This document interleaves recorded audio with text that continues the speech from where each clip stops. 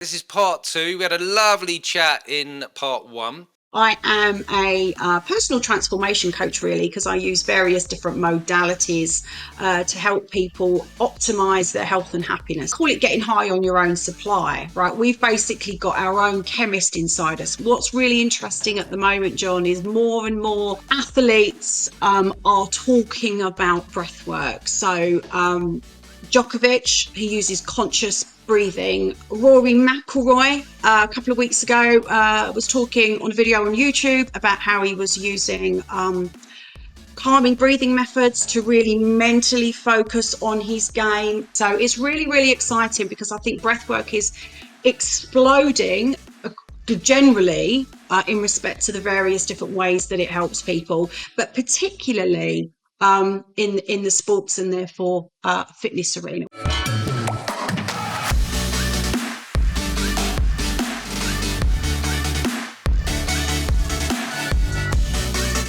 I suppose that leads nicely onto its place in a personal trainer's toolkit, whether it's a useful tool for personal trainers or actually is it out of their scope of practice?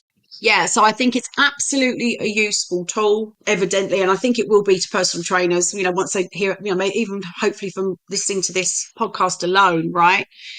The connection with their clients, what their clients are trying to achieve, both physically and even from a mental health perspective, right? Whether that's, again, a top athlete, someone, at the top of their game, or, Joe Bloggs down the street just trying to keep fit, right? It's leveraging breath work as part of their training, pre, during, and post. I think, it's a game changer. What I would say, I think is really important is if you're going to leverage breathwork for performance, that would require engaging and practicing some of the breathwork techniques that are very specific around that. So, for example, nasal breathing during training, using slower, calmer, smaller intake of breath on the nasal breathing, utilizing breath holds, particularly this point here.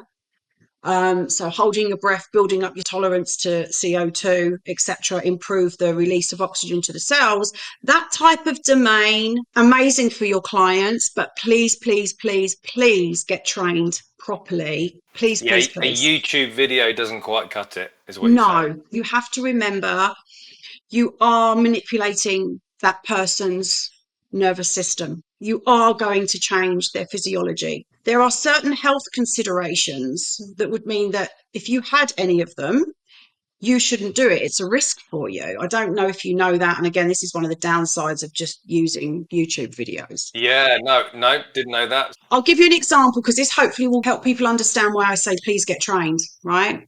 So if anyone with any neurological condition, including epilepsy, should not use breath work, should not even meditate, believe it or not. People don't realize that. Okay. I won't go into the reasons why. If you've got any history of stroke, no. If you've got any issues with your heart previously, no, don't do it. No breath work. To name but a few, if you've had any respiratory or cardiovascular disease in the past, no breath work. If you have asthma, believe it or not, that's a go and speak to your doctor about nasal breathing. I'm going to recommend nasal breathing to you because that can really help with asthma. Amazing book called Breath by James Nestor. I strongly recommend it. I've got it. Right? Brilliant. He will talk about how nasal breathing really can help people with asthma. Okay. But my point being is that's just a few. There's some more. The point is there are people with certain medical conditions that it is dangerous for them to engage in certain types of breath work. Hyperventilation type breathing where you're bringing on intentional stress, absolute no-no. But if you're not trained, you don't know what people can and can't, should and should not do. Okay. So please, please, please, for your own benefit and the benefit of your clients, get trained, right? If you're going to make it a core aspect of what you're going to teach them. Okay, get trained. To be honest, it sounds very similar to when personal trainers screen clients. If you're not a qualified personal trainer, you probably get a friend or a family member and you just bring them along with you to training and get them to do your training, and then something can happen. But when you do your PT qualifications, you learn about screening and finding out, have they got any sort of medical history that we need to be concerned about? Do we need to pay it sounds like it's exactly the same process, but you do that for breath work. I think there's a couple of things with breathwork why this has become quite an issue, and I do think it's an issue right out there. I'll be bold enough to say that I think we've got an issue with breathwork and cold therapy particularly as well, which I can talk about a little bit in a minute because the two go together. I think obviously just information everywhere, as we know, everything's so accessible. But I think particularly with breath work, I think because it's our breath and it's ours and it's in us, and we kind of just think, oh, it's just our breathing. I mean, the amount of people that say to me, what do you mean breath work? I breathe already. I'm breathing all the time. I know how to breathe, and I get it. It makes me laugh, right? It's fine. But I think because of that, people kind of go, oh, it's just our breath. It's okay. If I show someone how to, you manipulate their breathing during their exercise or pre or whatever it might be, it's okay because it's just breathing. Do you know what I mean? And I understand that from a human perspective, and I get it. But it's an amazing thing, but for the wrong people, it can be dangerous. So it's really important. I did some research and it said combine it with ice bath, but it actually said you do the ice bath after, so not the same time. Yes, yeah, not at the same time. That's the no. Do not do it in the water, please. Yes, no. Yeah, to your point, you could drown. You could, and people have. But somebody could have read that though, like I did, and interpreted it as, yeah, you can just do that at the same time. Well, why would I do them separately? I might as well just do it at the same time. Do it at the same time. And when you see people out there that are coaches that are actually doing it, that whether they're coaches or not, I don't know, that have declared themselves to be a coach in the video, because this is where we're seeing all this stuff, right, on the socials, etc. Why would you think it's not okay to do it? Well, that person's a coach and they're doing it, so it's obviously safe. I just think it really worries me, John. Really worries me for people. I mean, and yes, there have been deaths and injuries. It's the same with the cold exposure. So cold exposure is amazing. If you don't want to use an ice bath, everybody, 30-second cold shower at the end of your hot shower, just start there. You're still going to do some great stuff for yourself. So we can talk about that. What we can do, I can show you now. So we'll talk about how to approach cold showering, okay? And the thing that gets you through what you think is going to be the horror of being in the cold water is a breathwork technique called 428, okay? Now, this breathwork technique is really, really simple, easy to learn and remember, and quick, works fast, okay? And basically, it's the quickest way to get yourself from a state of stress. And when you feel that cold water hit you, that is basically what it is. You're going to go, yeah, your cortisol's going to go up, your adrenaline's going to go up, you're in a stress state. It's good stress because you're doing it on purpose, right? But it's still a stress, yeah? This breathwork technique will take you out of that state, sympathetic, dominant, into parasympathetic, dominance, calm, while you're in. And that will help you get through the experience of the cold. It's the same technique I show people when I guide them into an ice bath, and I say, do as you're told. As long as you listen to me and do as I tell you and use this breathwork technique, you'll be fine. And it works. The beauty with this breathwork technique is this is a breathwork technique that I am very comfortable for your fitness audience, the PTs particularly, fitness professionals, to show their clients when they walk in the door into the gym or wherever it might be, just had a really busy commute or, rush to get to the gym, because we often are doing that, aren't we, to make sure we meet our session. It's a great one to just take your client from that state of mind to, okay, let's just take a couple of minutes, get yourself nice and calm, ready, focused, in a good place to start your training session. Same technique, right? I can do this with you now if you like, because it's easy. Yeah, I thought that was coming. Yeah, and then your audience can use this and share it with everyone else that they know, anyone that suffers with anxiety particularly, even someone that suffers with a panic attack. This works. Forget brown bags, right? This works. I will just talk you through it first. So I will talk you through it first. It's called 428. So you're going to basically, wherever you are, whatever you're doing, don't need to be sat cross-legged on the floor in a yoga pose or anything like that. This is great for just wherever you are. Okay. You're going to breathe in for 4 seconds through your nose. You're going to hold it at the top for 2 seconds. And then you're just going to let it go for 8 seconds or as close to as you can through your mouth. 7, 6, 5, 4, 3, 2, 1. So we're going to do it again. And as you can close your eyes if you want to because you're seated. In for 4, 3, 2, 1. Hold it there for 2, 2. Exhale for 8, 7, 6, 5, 4, 3, 2, 1. And again, breathe in through the nose for 4, 3, 2, 1. Hold for 2, 2. Exhale for 8 through the mouth. 7, 6, 5, 4, 3, 2, 1. You're going to do it again, but slower. Make the 4 longer. 3, 2, 1. Hold for a slightly longer count of 2, 2. And slow that exhale down longer if you can to make it longer. 7, 6. Don't feel stressed by the length of it though, but see if you can push it to make it a little bit longer. And then the last one, you're going to breathe in again for 4, making it as slow as you can. You're going to hold it at the top for slightly longer, so more like a count of 4. And then the slowest exhale you can possibly do through the mouth.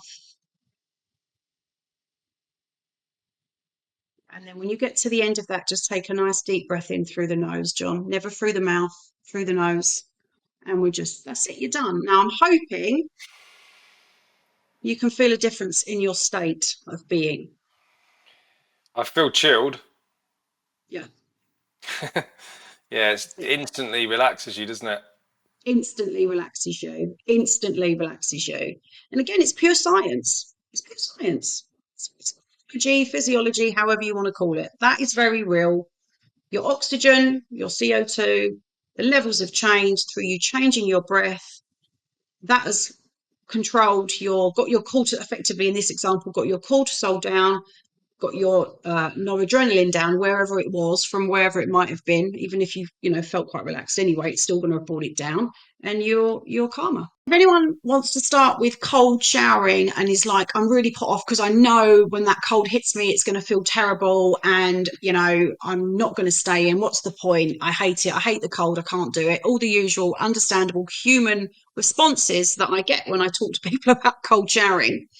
This is the trick. Have your hot shower. Don't get in a cold shower from the start. Be in your hot shower in the morning, ideally morning. Don't do it of an evening because the cold can make you more alert. So it could impede your sleep, getting off to sleep. So I recommend you don't cold shower at night, okay? But let's say you're in your hot shower in the morning. You've decided you're going to do 30 seconds of cold. So before you turn your hot down to cold, and you do that instantly, not in bits and pieces, you need it to be, because you need the sharp difference in temperature to create the stress response in your body. Just before you do it, start to do that 4-8 breathing. So you're in the shower, just breathe in for 4, hold for 2, out for 8. Do it once before you turn it down to cold. Carry on focusing on your 4-8. Just keep doing that sequence. In for 4, hold for 2, out for 8. Go again, go again, go again. And that will get you through, because it doesn't matter that the cold's hitting you. That breath exercise is still going to tell your nervous system, oh, it's okay. It's going to put you in a calmer state, and you will endure the cold. When you get out, you're going to feel invigorated because you're going to have stimulated all of those amazing happy hormones at minimum, right? while you've been doing that, plus some dopamine with cold showering. You would have produced some dopamine as well. So try that. If you want to start cold exposure, that's a good way to begin. Please don't put yourself in an ice bath without any guidance. Please, please, please. And if someone is going to guide you into an ice bath, please make sure they're certified and insured to do so. Yeah, I have had some experience of that too. So I've done the cold shower thing quite a few times, and I do like it. I do like it. And at first it's tough, but then I started to take the approach that I take with. So like my students often they ask me, how do you make yourself do something when you don't want to do it? And they assume that like with training, people that don't train, they assume that we just love it and that we just skip into that gym, off we go, and it's not like that at all. But you just get very good at not having the conversation. So like, I was talking to my son about this the other day, that if in your head you'll go, oh, that's going to be really cold, or oh, that gym's going to be really tough, oh, I should go back to sleep. Well, I always like look at it as if there was someone next to me who was saying something I didn't want to hear and it was destructive, and I just wanted to shut them down, I was just like, shut up, walk away. And I do that with myself. So like if there's the slightest moment of me going, oh, let's go, I silence it and I just get on with it. And yeah, it works really well. So I just get in there and do it. And it over time, it's not as big a shock as it used to be. So I did wonder, Yeah. actually, it's a good question to ask, is like, do you build up a tolerance like you would to drinking or anything else? Do you does it need to get colder? It's really interesting because there's so many people that now talk about cold exposure, which is, whether it's cold shower, ice bath, the sea, whatever it might be, they're all cold exposure, right? And there's so many opinions on what temperature should it be, how long should you be in there for, etc. It's fascinating. But my views on this are, so in answer to your question, first of all, personally, and what I see with my clients is you are able to sustain longer exposure the longer that you're doing it for, right? So you're when I guide someone into an ice bath at an event or privately, whatever it might be, I only let them on the first time stay in there for a minute. That's it. That's the maximum, because I just want to ensure that we know if there's going to be reaction from the body in any way, shape, or form, right? But normally for the first time, people are ready to get out in a minute, so it's okay. And then as they do it for longer, yeah, you kind of your body gets a bit more used to that experience. But before you get in, I still use 4 to 8 to get into my ice bath. I have been ice bathing now for 4 years. I still have to do 4 to 8. I can't just step in it and not control my breath. I manage my experience of getting into and staying for as long as I want to in the ice bath through my breath, nothing else. Yeah. So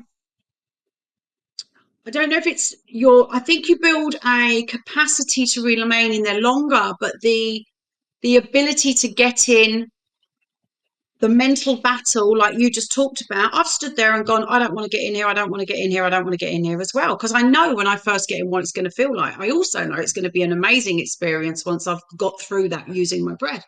But initially I have that fear because the way our nervous system works, it's not like, oh, it's okay, you've done it a few times, you'll be all right this time. There's still that primal response to that. I know I'm about to get into really freezing cold water. Yeah. Primally, there's a primal response that like that's danger, right? So I still tip into sympathetic just before I know that I'm going to get in it. Yeah, of course. And then as I step in, I do my 4 to 8. I exhale as I step in, and I keep breathing using that sequence that I've just showed you. Only for about a minute for me, because I stay in there a little bit longer, of course, now. And yeah, so I think it's really it's an interesting question. I think it's there is a tolerance, but your fear response at the start every time is still there, no matter how long you've been doing it for. But your breath's the answer to that. I know so many people that bought them and just were like, I can't do it. You know, it's just sitting in the garden gathering mold now because no one's telling them to use their breathing to manage the experience, right? Because that's how you do it. Like, really, to have a successful experience. I mean, it depends. There's some people that are made more resilient than others, and some people swear through the experience. I mean, literally swear. Yeah. And say that that helps them. But I think that, you know, it's exception to the rule, really, with that. Very similar physiological changes happening in the body with a cold exposure experience to a intense, you know, hyperventilation style breathwork technique. A lot of the same chemical changes in the body occur and processes occur. The two things that are different is dopamine that you get with the cold exposure, and also what's really interesting actually with cold exposure that your audience might find interesting, it might convince them to start trying it. Cardiovascular exercise, right, as we know it, great. But what our blood vessels don't get a workout, right? So the blood vessels in our blood are really important. We need them to constrict when we need them to constrict, and we need them to dilate when we need them to dilate, right? And cold exposure is like the way that you can make that happen and give them a workout, right? Because basically that cold water hits and your blood vessels constrict. And then when you get out, they dilate again. That's why you look red when you get out of a cold shower or a ice bath. That's why you redden. Yeah. So it's a form of cardiovascular exercise that's kind of like within your exercise in the blood vessels themselves. So yeah, so you get that too from cold exposure. But yeah, it's it's amazing. There's lots of people at the moment talking about should women do it. This is quite interesting as well. There's a bit of a debate going on about women and menopause and should they be using ice baths and doing cold exposure. Again, lots of competing people on competing podcasts with lots of different opinions. And again, I'm just like, you know what? If it feels good, do it. And if you're feeling benefits from it, do it. And if you're not sure, don't. So before we wrap this up, where can people find you? So they're listening to this or watching this on YouTube and they want to find out a bit more about you. Where can they go? Yeah, so I'm on Instagram _Kerry Waters _ we need to get rid of the underscores, but we haven't yet. So I'm on there. I'm on Facebook as Kerry Waters official. My website is very simple, kerrywaters.com. Thank you so much for having me on stage, John. I really am very grateful, and it's been great fun. Thank you. Thank you. If you did enjoy today's episode, make sure you like it, comment, share it with somebody you think might like it too. Enjoy your day.